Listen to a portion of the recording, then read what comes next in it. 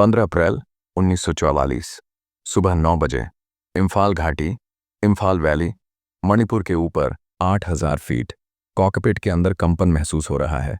Rolls Royce Merlin engine की गड़गड़ाहट कानों में गूंज रही है। नीचे हरी भरी घाटी धुंध की पतली चादर में लिपटी है, लेकिन सूरज की किरणें उसे चीरकर जमीन पर सुनहरे धब्बे बना रही हैं। यह शांति धोखा है।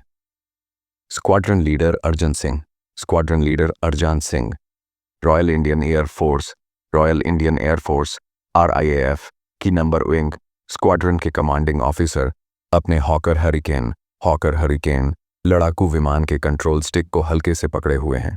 उनकी आंखें नीचे जमीन पर टिकी हैं, हर छाया, हर हरकत को बारीकी से देख रही हैं। वह सिर्फ 24 साल के हैं, लेकिन उनके कंधों पर एक भारी जिम्मेदारी है। भारत खतरे में है। 1 महीने से ज्यादा समय से जापानी इंपीरियल आर्मी की 15वीं सेना, जापानीज 15th आर्मी, ने भारत पर अपना सबसे बड़ा हमला बोल रखा है, ऑपरेशन यूगो। वे बर्मा के जंगलों को चीरते हुए ब्रिटिश 14वीं सेना, ब्रिटिश 14th आर्मी को पीछे धकेलते हुए भारत की सीमा में घुस आए हैं। उनका लक्ष्य इम्फाल और कोहिमा पर कब्जा करना और वहां से असम के मैदानों में उतरना। अगर वे सफल हो गए तो ब्रिटिश राज की नींव हिल जाएगी। इम्फाल अब एक द्वीप बन गया है, चारों तरफ से जापानी सेनाओं से घिरा हुआ। शहर तक पहुंचने के सारे जमीनी रास्ते कट चुके हैं।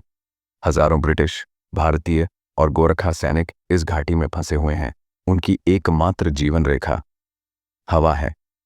RAF और RIAF के परिवहन विमान, ट्रांसपोर्ट प्लेन्स दिन रात उड़ान भर रहे हैं। कलकत्ता से रसद, गोला बारूद और सैनिक ला रहे हैं। लेकिन दुश्मन कहाँ हैं? कितने हैं? वे कहाँ हमला करने वाले हैं? जापानी सेना जंगल युद्ध की माहिर है। वे घने जंगलों और दुर्गम पहाड़ियों का फायदा उठाकर छिपने में उस्ताद हैं। वे रात में चलते हैं, अपनी तोपों को छिपाते हैं, अपनी सप्लाई लाइनों को छुपाते हैं। जनरल मोटागुची, जापानी कमांडर, मित्र राष्ट्रों एलाइज को अंधेरे में रख रहा है, और यहीं पर अर्जन सिंह और उनके जैसे पायलटों का काम आता है। वे 14वीं सेना की आंखें हैं। उनका मिशन है दुश्मन के इलाके में नीचे खतरनाक उड़ान भरना, जापानी पोजीशनों का पता लगाना, उनकी संख्या और इरादों का अंदाजा लगाना। ये एक ऐसा काम है जिसमें हर पल मौत का खतरा है। अर्जन सिंह का हरिकेन MKI-IC एक मजबूत, भरोसेमंद विमान है, लेकिन यह जापानी जीरो फाइटर जितना फुर्तीला नहीं है। और इससे भी बड़ा खतरा है जमीन से आने वाली आग। जापानी सैनिक हर पेड़, हर पहाड़ी की चोटी पर एंटी एयरक्राफ्ट मशीन गनों के साथ छिपे हुए हैं। नीचे उड़ान भरने का मतलब है खुद को उनके निशाने पर लाना। Alpha leader to alpha 2 Arjan Singh अपने wingman flying officer Jamshed Jimmy engineer को रेडियो पर शांत आवाज में कहते हैं, हम घाटी के दक्षिणी छोर की ओर बढ़ रहे हैं, आंखें खुली रखना। अल्फा 2 रॉजर, जिमी की आवाज आती है। वे अपने हरिकेन विमानों को नीचे पहाड़ियों की चोटियों से बस कुछ 100 फीट ऊपर ले आते हैं। इंजन की गड़गड़ाहट घाटी में गूंजती है। वे तेजी से उड़ रहे हैं, पेड़ों और नदियों के ऊपर से गुजरते हुए। अर्जन सिंह की नजरें प्रशिक्षित हैं। वह टूटी हुई टहनियों, टायरों के निशानों, असामान्य छायाओं, हर उस छोटे से संकेत की तलाश में है जो दुश्मन की मौजूदगी का पता दे सकता है। उन्हें पता है कि नीचे जंगल में हजारों भूखे, थके हुए लेकिन कट्टर जापानी सैनिक छिपे हुए हैं, जो इम्फाल पर अपने अंतिम हमले की तैयारी कर रहे हैं। उन्हें ढूंढना, उन्हें उजागर करना, यही अर्जन सिंह का काम है। उन्हें यह नहीं पता कि आज की उड़ान कितनी महत्वपूर्ण साबित होने वाली है। उन्हें अंदाजा नहीं है कि वह कुछ ऐसा देखने वाले हैं जो इम्फाल की लड़ाई का रुख पलट सकता है। एक ऐसी खुफिया जानकारी जो मित्र देशों की वायुसेना को दुश्मन के दिल पर सटीक हमला करने का मौका देगी। लेकिन पहले उन्हें दुश्मन के इलाके के इस जानलेवा आसमान से जिंदा वापस लौटना होगा। वे दक्षिण की ओर उड़ते जा रहे थे, बिष्णुपुर के इलाके से आगे, जहां जमीन और ज्यादा ऊबड़ खाबड़ और जंगली होती जा रही थी। यह वह इलाका था जहां जापानी 33वीं डिवीजन, जापानीज 33rd डिवीजन, सक्रिय थीं, इम्फाल पर मुख्य दक्षिण पश्चिमी हमले का नेतृत्व करती हुई। अर्जन सिंह ने अपने हरिकेन को और नीचे झुकाया, लगभग पेड़ों की चोटियों को छूते हुए। यह खतरनाक था। एक छोटी सी गलती, इंजन में एक मामूली सी हिचकी, और वे सीधे जंगल में जा गिरते। लेकिन यह जरूरी था। जापानी छलावरण कैमोफ्लाज में माहिर थे। उन्हें ढूंढने के लिए आपको उनकी आंखों में आंखें डालनी पड़ती थीं। कुछ दिखा? अर्जन सिंह ने रेडियो पर पूछा। नकारात्मक। लीडर जिमी इंजीनियर की आवाज आई। सिर्फ पेड़, और ज्यादा पेड़। हवा में तनाव बढ़ रहा था। वे दुश्मन के इलाके में बहुत गहरे आ चुके थे। कभी भी, कहीं से भी हमला हो सकता था। अर्जन सिंह लगातार आसमान को स्कैन कर रहे थे। कहीं कोई दुश्मन का लड़ाकू विमान तो नहीं, लेकिन आज आसमान साफ था। असली खतरा नीचे था। तभी अर्जन सिंह को कुछ अजीब लगा। एक संकरी घाटी में, जहां एक छोटी नदी बह रही थी, पेड़ों का पैटर्न थोड़ा बदला हुआ लग रहा था। कुछ पेड़ जैसे काटे गए थे, और जमीन पर, क्या वह पहियों के निशान थे? बहुत सारे पहियों के निशान। अल्फा 2, मेरे साथ बाईं ओर मुड़ो, उन्होंने आदेश दिया। उस घाटी को करीब से देखते हैं। वे दोनों हरिकेन विमान तेजी से बाईं ओर मुड़े और उस संकरी घाटी में नीचे उतर गए। अब वे पहाड़ियों के बीच उड़ रहे थे, दीवारों से बस कुछ ही गज की दूरी पर। यहां एंटी एयरक्राफ्ट AA फायर का खतरा बहुत ज्यादा था। और तभी अर्जन सिंह ने उन्हें देखा। पेड़ों और छलावरण जालियों, कैमोफ्लाज नेटिंग के नीचे छिपे हुए ट्रक, दर्जनों ट्रक, ईंधन के टैंकर, तोपें खींचने वाली गाड़ियां, और सैनिक, सैकड़ों जापानी सैनिक, जो शायद दोपहर के भोजन के लिए या आराम के लिए इकट्ठा हुए थे। ये एक बड़ा जमावड़ा था। ये कोई छोटी गश्ती टुकड़ी नहीं थी। ये एक पूरी बटालियन या शायद रेजिमेंट का मुख्यालय या सप्लाई डिपो हो सकता था। ये सोने की खान थी। जिमी, क्या तुमने देखा? अर्जन सिंह की आवाज में उत्तेजना थी। हाँ लीडर, बहुत सारे ट्रक, तोपें। ये एक बड़ा अड्डा है। लेकिन खुशी के साथ ही खतरा भी आया। नीचे जमीन पर हलचल मच गई। जापानी सैनिकों ने उन्हें देख लिया था। कुछ अपनी राइफलों से फायर करने लगे, और फिर वह भयानक आवाज आई। टक टक टक टक टक। एक जापानी टाइप 98 ट्विटी मिलियम ऑटो कैनन ने आग उगलनी शुरू कर दी। विस्फोटक गोले अर्जन सिंह के विमान के पास से गुजरे। एक गोला उनके पंख के किनारे से टकराया, जिससे धातु का एक टुकड़ा उड़ गया। निकलते हैं यहां से, अर्जन सिंह चिल्लाए। उन्होंने अपने हरिकेन को पूरी ताकत दी और घाटी से बाहर निकलने के लिए तेजी से ऊपर खींचा। जिमी उनके ठीक पीछे था। 20 मिलीमीटर कैनन के गोले अभी भी उनका पीछा कर रहे थे।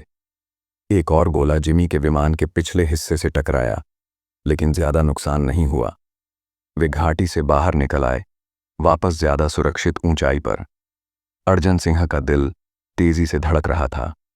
वे बाल बाल बचे थे, लेकिन उनके पास अब वह जानकारी थी जो सब कुछ बदल सकती थी। उन्होंने दुश्मन के एक बड़े ठिकाने का पता लगा लिया था। एक ऐसा ठिकाना जो हमलों के लिए पूरी तरह से असुरक्षित था। Alpha leader 2 base, Arjan Singh ने अपने रेडियो पर कहा। उनकी आवाज अभी भी एड्रेनलिन से कांप रही थी। हमने दुश्मन का एक बड़ा जमावड़ा खोज निकाला है। निर्देशांक, कोऑर्डिनेट्स भेज रहा हूं। तत्काल हवाई हमले, इमीडिएट एयर स्ट्राइक की आवश्यकता है। बेस पर air commodore Stanley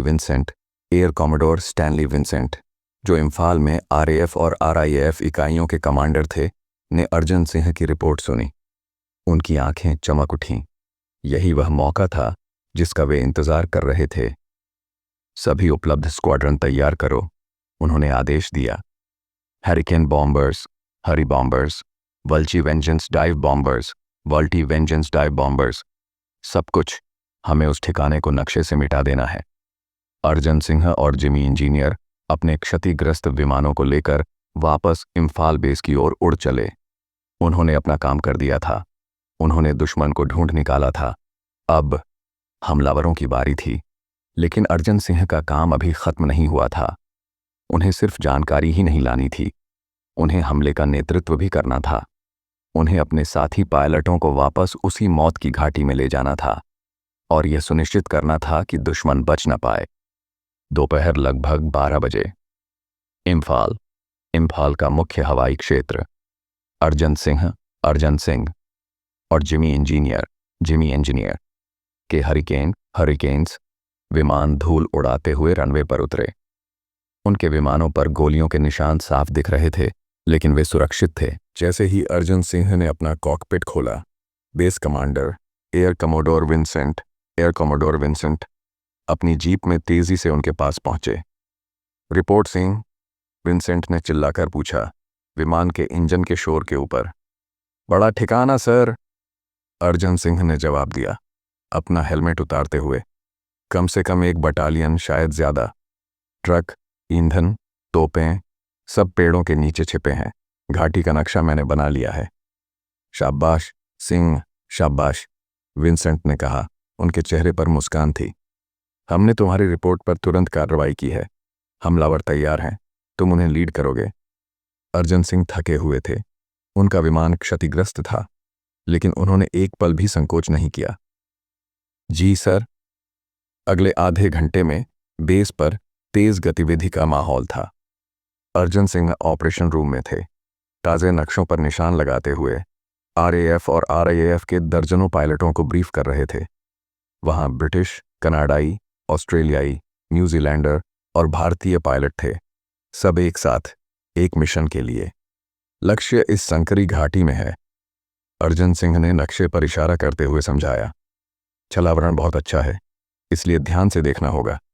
anti aircraft fire हल्का था, लेकिन अब वे सतर्क होंगे। हम उत्तर से प्रवेश करेंगे, सूरज हमारी पीठ पर होगा। वेंजेंस, डाइव बॉम्बर पहले हमला करेंगे, फिर हरिकेन बॉम्बर्स नीचे जाकर स्ट्रेफिंग करेंगे। स्पिटफायर्स ऊपर कवर देंगे। पायलटों के चेहरे गंभीर थे।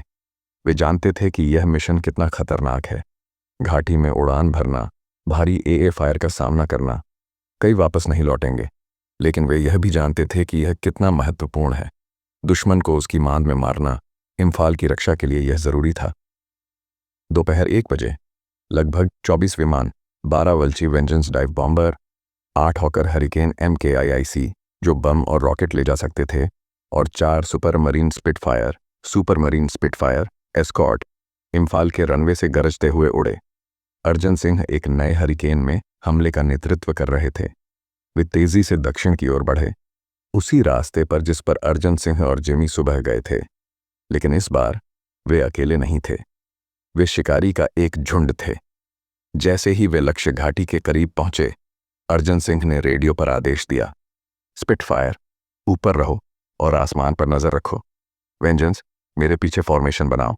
हरिकेन बॉम्बर तैयार रहो। वे घाटी के मुहाने पर पहुंचे। अर्जन सिंह ने अपने विमान को नीचे झुकाया। हमला। जैसे ही उनका हरिकेन घाटी में घुसा, नीचे से नरक टूट पड़ा। जापानी सैनिक अब तैयार थे। हर तरफ से गोलियां और 20 मिलीमीटर तक कैनन के गोले आसमान की ओर आ रहे थे। काले धुएं के गोले विमानों के चारों ओर फट रहे थे। लेकिन अर्जन सिंह रुके नहीं। वह ठीक उसी जगह पर गए जहां उन्होंने सुबह ट्रकों और सैनिकों को देखा था। लक्ष्य सामने, वेंजेंस हमला शुरू करो। वल्ची वेंजेंस, जो अपने भारी बमलॉड और खड़ी डाइव क्षमता के लिए जाने जाते थे, एक एक करके नीचे गिरने लगे। उनके इंजनों की चीख घाटी में गूंज उठी। उन्होंने अपने 500 पाउंड के बम गिराए। बूम बूम बूम, जमीन कांप उठी। बम सीधे छिपे हुए ट्रकों और ईंधन डिपो पर गिरे। भयंकर विस्फोट हुए। ईंधन के टैंकर आग के विशाल गोलों में बदल गए, जिनका काला धुआं सैकड़ों फीट ऊपर उठा। गोला बारूद के ढेर फटने लगे, जिससे और ज्यादा तबाही हुई। हरिकेन बॉम्बर हमला, अर्जन सिंह ने आदेश दिया। अब हरिकेन विमानों की बारी थी। वे और नीचे आए, पेड़ों से बस कुछ ही फीट ऊपर। उन्होंने अपने बम और रॉकेट गिराए और फिर अपनी 4 20 मिलियम कैनन से जमीन पर मौजूद हर चीज पर गोलियों की बौछार कर दी। ट्रक, तोपें, भागते हुए सैनिक, कुछ भी उनकी मार से बच नहीं सका। अर्जन सिंह खुद हमले का नेतृत्व कर रहे थे। उन्होंने अपने विमान को एक जापानी एंटी एयरक्राफ्ट गन पोजीशन की ओर मोड़ा और अपनी कैनन से उसे तब तक फायर करते रहे जब तक वह शांत नहीं हो गई। गोलियां उनके कॉकपिट के पास से गुजरीं, लेकिन उन्हें कोई परवाह नहीं थी। ऊपर स्पिटफायर पायलटों ने कुछ जापानी विमानों को देखा जो शायद पास के किसी गुप्त एयरफील्ड से उड़े थे, लेकिन स्पिटफायर ने उन्हें हमलावरों तक पहुंचने से पहले ही खदेड़ दिया। हमला सिर्फ कुछ मिनटों तक चला, लेकिन यह पूरी तरह से विनाशकारी था। जब अर्जन सिंह ने आखिरी बार घाटी के ऊपर से चक्कर लगाया तो नीचे सिर्फ आग, धुआं और मलबा था। जो सुबह एक छिपा हुआ सैन्य अड्डा था, वह अब एक जलता हुआ कब्रिस्तान बन चुका था। सभी विमान वापस बेस पर लौटें, अर्जन सिंह ने आदेश दिया। वे वापस इम्फाल की ओर मुड़े। कुछ विमानों पर गोलियों के निशान थे, एक दो घायल थे, लेकिन चमत्कारी रूप से कोई भी विमान गिरा नहीं था। यह एक संपूर्ण सफलता थी। अर्जन सिंह की सटीक टोही जानकारी और उनके साहसी नेतृत्व ने दुश्मन को एक जबरदस्त झटका दिया था। जापानी 33वीं डिवीजन का एक महत्वपूर्ण हिस्सा लड़ाई शुरू होने से पहले ही खत्म कर दिया गया था। यह हमला इम्फाल की लड़ाई में एक महत्वपूर्ण मोड़ साबित हुआ। इसने न केवल दुश्मन की ताकत को कम किया, बल्कि इसने मित्र देशों की वायुसेना की श्रेष्ठता और भारतीय पायलटों की क्षमता को भी साबित कर दिया। अर्जन सिंह एक नायक बन गए थे। शाम ढल रही थी। इम्फाल बेस पर उत्साह का माहौल था। वापस लौटे पायलटों का स्वागत नायकों की तरह किया जा रहा था। जमीनी क्रू, ग्राउंड क्रूज विमानों पर लगे गोलियों के छेदों को गिन रहे थे और सिर हिला रहे थे। वे जानते थे कि उनके पायलट मौत के मुंह से वापस आए थे। ऑपरेशन रूम में एयर कॉमोडोर विंसेंट नक्शों पर नई स्थिति का आकलन कर रहे थे। टोही विमानों, रिकॉनेसेंस प्लेन्स से ली गई तस्वीरें सामने थीं। वे उस घाटी की थीं जिस पर अभी अभी हमला हुआ था। तस्वीरें भयावह थीं। जली हुई ट्रकों के कंकाल, तोपों के उलटे हुए टुकड़े और अनगिनत छोटे काले धब्बे जो शायद मारे गए सैनिकों के शव थे। अनुमान लगाया गया कि जापानी 33वीं डिवीजन, जापानीज 33rd डिवीजन ने अपनी सप्लाई का एक बड़ा हिस्सा, कई महत्वपूर्ण तोपें और सैकड़ों सैनिक खो दिए थे। यह झटका निर्णायक साबित हुआ। इम्फाल पर दक्षिण पश्चिम से होने वाला मुख्य जापानी हमला अपनी धार खो बैठा।